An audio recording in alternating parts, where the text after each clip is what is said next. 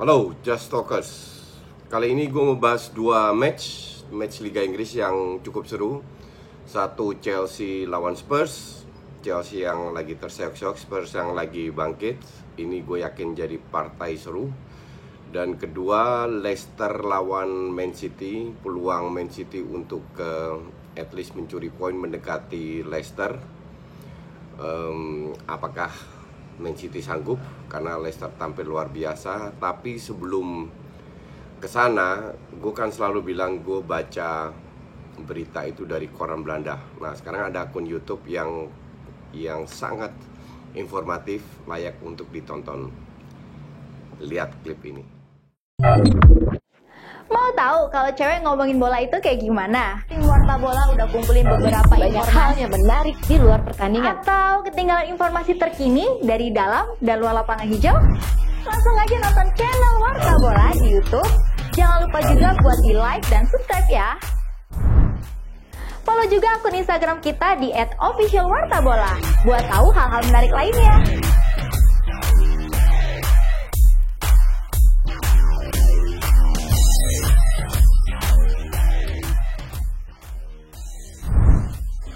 Warta Bola, jagonya berita bola.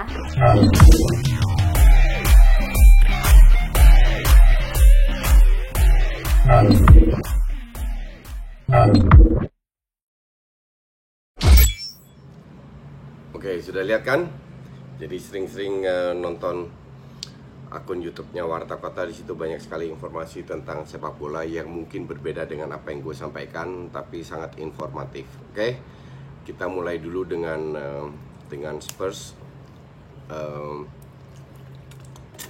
Chelsea seperti kita tahu semua lagi terseok-seok. Terakhir Frank Lampard marah karena beberapa pemain itu tidak mengikuti strateginya, dan strateginya Lampard sih sebenarnya tidak terlalu sulit, tapi positioning antar pemain itu jelas dan juga jarak, dan itu sangat penting sekali karena Lampard tidak mengandalkan 1, 2, 3 pemain. Lampard hanya bermain hanya mengandalkan teamwork dan juga ya sekali-sekali skill. Ruang yang dimanfaatkan dari sisi menyerang bertahan, transisinya itu sangat penting untuk Lampard. Dan dari beberapa match terakhir, kenapa mereka kalah? Satu, ada beberapa pemain tidak mengikuti karena ketinggalan, mereka terlalu nafsu, tidak mengikuti instruksi. Di situ yang bikin Lampard marah. Kedua, efektivitas dari pemain depan ya. Efektivitas dari pemain depan bisa dibilang cukup rendah, karena lu juga tidak bisa mengandalkan Tammy Abraham. Di bench ada, maksud gue Tammy Abraham tidak bisa diandalkan bahwa setiap minggu dia harus bisa mencetak gol. Sementara di bench itu ada Giroud itu bagusnya kalau main bola-bola atas, bekerja keras, tapi cetak gol skillnya sangat mediocre. Maka dari itu nyaris nggak dipakai lagi sama Lampard. Sementara ya Mason Mount salah satu pemain yang sangat berbakat, sangat bagus, tapi lu juga tidak bisa mengandalkan dia terus. Pulisic awal-awal bagus, dicadangin masuk bagus lagi, sekarang ngedrop lagi. Ya ups and down ini sebenarnya sudah gue prediksi, sudah pernah gue berkali-kali bahas di video, di DPI, di podcast, bahwa Lampard ini sedang membangun, dan gue juga yakin tidak dapat tekanan dari manajemen, bahkan di real fansnya, kecuali fans Cardos di kita ya, itu kesel karena nggak menang-menang terus. Sementara di Inggris mereka sangat paham, dan kalau dibilang lini mana yang butuh kekuatan, gue bilang semua lini. Minimal satu di belakang, tengah, dan depan, terutama striker, biar Tammy Abraham bisa bersaing. Itu sangat penting kalau gue bilang. Terus di Januari itu nggak mungkin pemain yang akan dilepas di Januari, yang kalau kita bicara transfer besar, itu feeling gue ya, Mandzukic karena nggak dipakai lagi di Juve, Eriksen, dan juga mungkin Pogba. walaupun Ole deny dia mau melepas dia. Kalau bicara big transfer mungkin itu, yang lainnya feeling gue nggak ada. Karena pemain-pemain yang bagus biasanya main menjadi starter dan nggak gampang dilepas oleh klub, terutama klub besar. Dan biasanya, kecuali kalau pemain yang lumayan tapi nyaris nggak main, dan biasanya terjadi di summer. Dan gue bilang itu nggak masalah. Chelsea harus tetap berjalan seperti yang mereka lakukan sekarang, sudah kompak. Hanya memang pemain butuh waktu untuk menerapkan kebersamaan ini. Bisa jadi mereka terseok-seok lagi, menang, terseok-seok lagi, semua bisa terjadi. Tapi gue rasa itu tahun ini pun juga menjadi pelajaran buat para pemain muda terutama, dan juga buat Frank Lampard, sehingga tahun depan mereka sangat bisa bersaing untuk menjadi juara Liga Inggris. Kalau ada 3-4 pemain bintang yang langsung bisa tune in, mereka kehilangan Hazard loh, jangan lupa itu. Terus untuk Mourinho tidak selalu bermain parkir base, sangat bisa menyerang. Dele Alli lagi bagus-bagusnya, yang sebelumnya dicadangin terus sama Pochettino. Eriksen sekali-sekali dipasang. Sangat tergantung oleh sayap, Moura dan Son.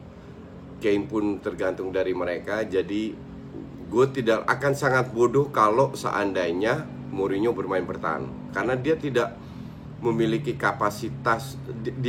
Pemain yang dia miliki itu lebih cenderung menyerang daripada bertahan, dan di belakang pun masih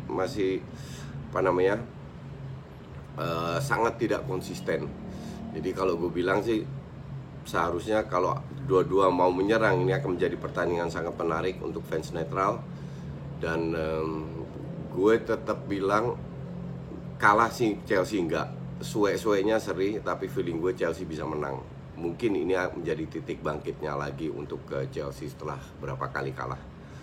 Terus kita bahas Man City Leicester. Man City sekarang feeling gue ya, Man City itu setelah menang lawan Arsenal itu bangkit lagi. Filosofinya tidak usah berubah, tidak dirubah. Permainan, walaupun mereka menelan 4 kali kekalahan, sebenarnya permainan itu tidak buruk. Hanya bermain seperti City yang lawannya sangat rapat, defense menuju gawang itu butuh kreativitas yang tinggi. Dan beberapa pemain tidak bermain terlalu bagus. Gue bilang Bernardo Silva di sayap jelek, mending kasih kesempatan ke Mahrez. Dan Silva sudah sangat menurun, mending Bernardo Silva dan Kevin De Bruyne sebagai playmaker lah. Sterling pun tidak sebagus match-match sebelumnya. Jadi yang jadi masalah ini performa pemain memang agak menurun. Jadi untuk gue agak aneh kalau bilang karena nggak ada Laporte. Memang di belakang tidak sebagus kalau ada Laporte. Otamendi memang masih di bawah Laporte.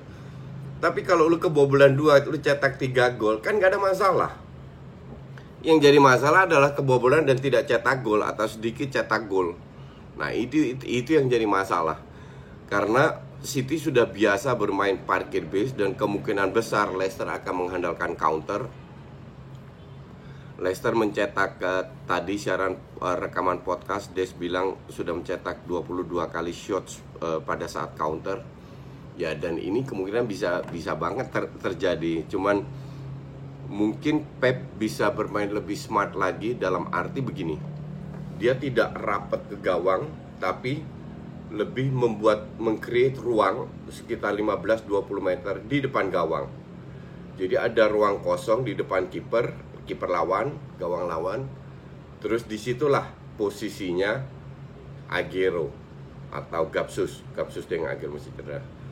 Gapsus di situ, sehingga ada peluang untuk melakukan through pass atau long ball untuk memanfaatkan ruang ini. Ini salah satu alternatif yang bisa dilakukan. Kalau enggak, mereka akan parkir base di depan kipernya, dan itu mengandalkan shooting dari lini kedua, dan nyaris tidak dilakukan. Ya, sekali-sekali counter harus lebih efektif. Kalau gue bilang, kalau kita ngelihat mereka kalah lawan Liverpool, kalah lawan Man United, feeling gue Leicester juga akan kalah lagi. karena Leicester tidak memiliki pemain yang ada added value-nya. Walaupun Vardy pemain luar biasa, tapi kalau sana Iheanacho bermain dengan 4-4-2, peran Yuri Tielemans itu sudah agak berkurang. Gue justru bilang main dengan satu striker 4-1-4-1, Barnes Ayose di sayap dengan Maddison Tielemans di belakang Vardy, Didi sebagai DM, dan bermain dengan 4 back. Mungkin 4 backnya tidak terlalu membantu, tidak terlalu ofensif lah, agar bantu defense, karena peluang pasti mereka dapatkan.